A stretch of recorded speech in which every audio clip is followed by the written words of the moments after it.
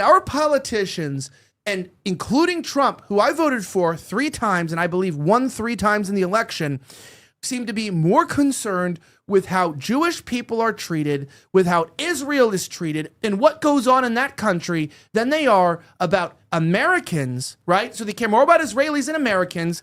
They care more about Jewish people than Christians. They care more about the nation of Israel than the nation of America itself. And they care more about using our money to protect their interests rather than ours, even at the expense of ours. And it's very clear in our country that our nation does not serve the God of the Bible, does not serve Jesus Christ, that our nation is serving the donors of AIPAC, they are serving the donors of the Adelsons, and I don't believe it's all demonic, but I do believe that to mock and to deride and to spit in the face of a Protestant nation that once, was known for its work ethic, that was known for fighting for that independence to be able to worship God, and we drove ourselves to excellence.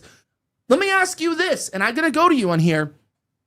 If you're right, Ted Cruz, that those who bless Israel, that God will bless them, then ask yourself why, when we started blessing the current nation state of Israel in 1949, as Joel Webbin said today, why did we get abortion? Why did we get feminism? Why did we get AIDS, if it actually exists? Why do we get homosexuality? Why do we get endless wars and cold wars that we couldn't win? Why in the world, if we are so blessed, are our streets full of trash, our cities are unsafe to walk in, our marriages are falling apart, our divorce is at no fault? This does not sound like a blessing. It feels like a curse and a burden. You tell me what's happened. If that's a blessing, then damn it, you're more than confused, and I cannot help you. But I do feel like there's something wrong in our country, something very off. I don't know who we're serving, but it doesn't feel like we're serving God. Well, I mean, here's the thing. This shouldn't even be controversial. Like, in the sense that, like, I know guys that consider themselves very common sense.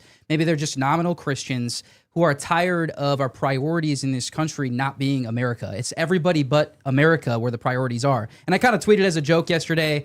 I was like, I finally figured out a way to trick Ted Cruz into prioritizing Americans, and I just titled a map of America Israel. Like, I mean, it's like, look, like, all we ask for as Americans is to be prioritized.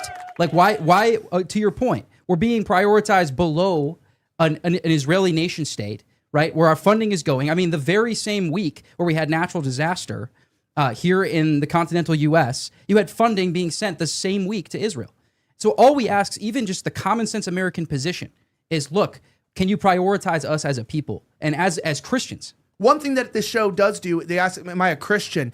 And I think we like to be honest here. I was a devout Christian in my life at one point. I got disillusioned when I fell into some patterns of sin, and the evangelical church could not help me. And I'm not this bitter guy who's like, the church wronged me. It was like no matter where I went, I got a bad answer after a bad answer, and the advice they gave me nearly ruined my entire life, actually. And I realized if I had not listened to any of the advice of these people, I would be in a better place. And then it was kind of like they just kind of were like, oh, well, you made a mistake, so now you're in the bad corner, and now you can't ever do anything for God. And it was like, this doesn't make any sense. So I'm trying to find my way back home. You know what I mean? And so I'm trying to understand. But I don't know. I've only known the Protestant, evangelical package. And so I just started attending a Catholic church about 2 months ago. And it's a diocese that's just fantastic.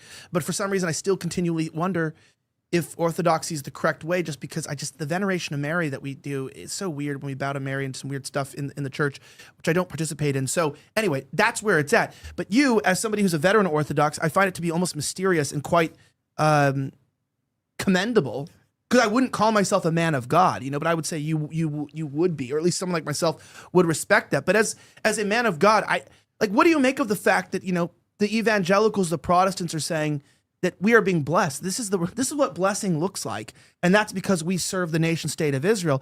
I feel like something's really off with this evangelical Christianity. Something's very off. But what is it? You're missing a golden opportunity with your product that you sell. You mentioned yourself, Pastor's Bulge. All you got to do is start an evangelical relationship ministry, It's called Pastor's Bulge. There you go. Yeah, at every it comes with equipped with lasers and smoke machines, haze machines. No, but what is it that's off? Like this whole evangelical right wing nationalism thing. Like, what's wrong theologically? What's disconnected? The disconnect is that for most evangelicals and Protestants, there's a radically deficient idea of what the church is, and the church is a historical entity. If you're divorced from the church as a historical entity, you're going to default to making something like the nation state of Israel your sort of proxy church. So evangelicals treat that as if it's sort of like that's God's chosen people, that's God's entity on earth. No, it's the historic church that Matthew 21:43 says is the kingdom of God that was taken from the Jews because they rejected the Messiah, given to a nation producing the fruits thereof, which is the largely Gentile church. It began largely Jewish in the book of Acts, but it eventually becomes a historically largely Gentile entity.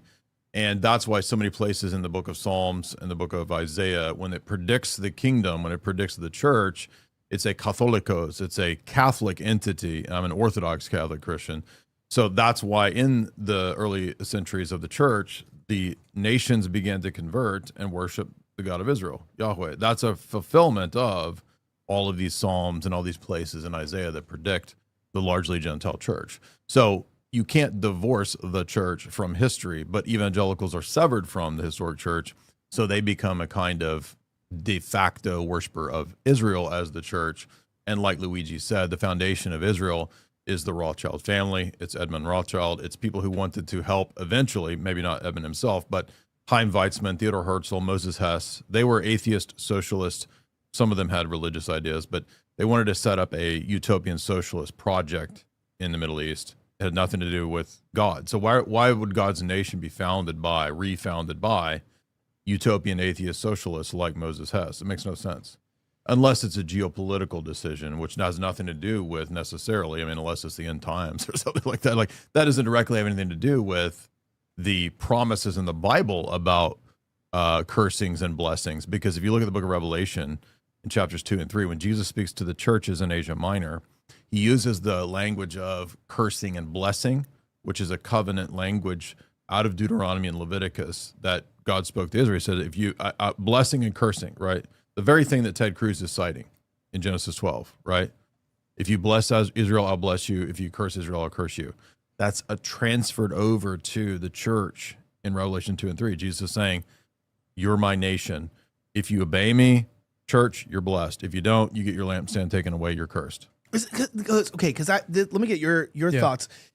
That's what I'm sensing. So I'm kind of like stripping my theology, what I know, aside. I'm like, what it feels like, it's like, okay, if we started blessing Israel in the 1940s, then we should be blessed. And then someone's like, oh, that means because we're supporting Israel, that's why we're cursed. I'm going, what else started happening around that time? We moved away from God. We moved towards what? The UN, this globalism, this lack of nationalism, lack of identity with God, towards this, to move back to Babylon. So I don't know what it is, but to me, it seems like maybe it's not directly because we started supporting Israel, but it's like you said, we started supporting anything else except for God. One last point. I apologize. I forgot this too. Your point about blessing and cursing in terms of 1948 and what do we support? Think how silly this is. So like Islam is one of the largest religions in the world, maybe the largest now, I forget, between Catholics. But if it's over 1 billion, so would we conclude then that Satan is growing and blessing Islam? All the Islamic nations have the money and weapons that they have from Satan. But wait a minute, we actually armed Iran in part. So are we the Satan that's also arming Iran? So it's just arbitrary to say that all the curses that we have in America are because of, supporting Israel or not supporting Israel. We support the opposition as well at times. So it's arbitrary. We armed the Taliban. Yeah, exactly. And we armed ISIS. Hillary Clinton did. Exactly. But you know what I'm saying? Like, so what is it? Is it because it feels like directly when we left God that we are being cursed, and that's why I see the idea of bless those I'll bless those who bless thee. When our nation decided that the FBI is making Catholic priests and Christian mothers at designating them as domestic terrorists. Christian nationalism is now one of the greatest threats according to the FBI. To me, that's why I feel like we are collapsing, and reminding you, we don't care about the Christians in Gaza. America doesn't care about the Christians anywhere. They're not even talking about the Christians in Israel. There's a bunch of Christian sites and Christians in Israel, and it's only about the Jews and the Jewish people. To me, that's kind of a spit in the face of God himself. Yeah, I mean, the Roman Catholic Church and the Orthodox Church in the United States right now is engaged in a legal battle because our priests are no longer being protected through the sacrament of confession. They're being forced by the state to disclose information they receive through confession. I mean, you bring up the strong point about the Christian, really like the Christian Holy Land. I mean, the fact that we have in Israel, in Jerusalem, we have the Church of the Holy Sepulchre, which is right down the street, by the way, from the Western Wailing Wall. And what I find shocking is that all these, American politicians who call themselves Christians, we see pictures of them at the Western Wailing Wall. We almost never see photos of them at visiting the Church of the Holy Sepulchre, which shows exactly where their priorities lie. But I also want to point out, to your point about sort of like the theological implications here too. I don't think the Protestant reformers intended this with Sola Scriptura, but what Sola Scriptura really allowed for was a hijacking of Christianity, which is exactly what we've seen, particularly in the last 70 some years, is a hijacking of Christianity. Because with Sola Scriptura, well, we can just interpret the Bible however you want to. To Jay's point, we've divorced ourselves from the historical church, right? The church that was founded by Jesus Christ and was present in every single century. As Orthodox Christians, we can point to a random century and say that was the church right there. Can an evangelical do that? No. Just like a Mormon, they think the church fell away for hundreds and hundreds of years. They can't do that. So when you divorce yourself from the historical church, it opens yourself up to be hijacked by geopolitical agendas, which is exactly what we've seen. And to highlight that hypocrisy, it's like Ted Cruz will go on and talk to Tucker about the fact that it's fine if Israel spies on the U.S. and does espionage within the U.S., but then they cry all day long about China and Russia and espionage. It's total hypocrisy, right?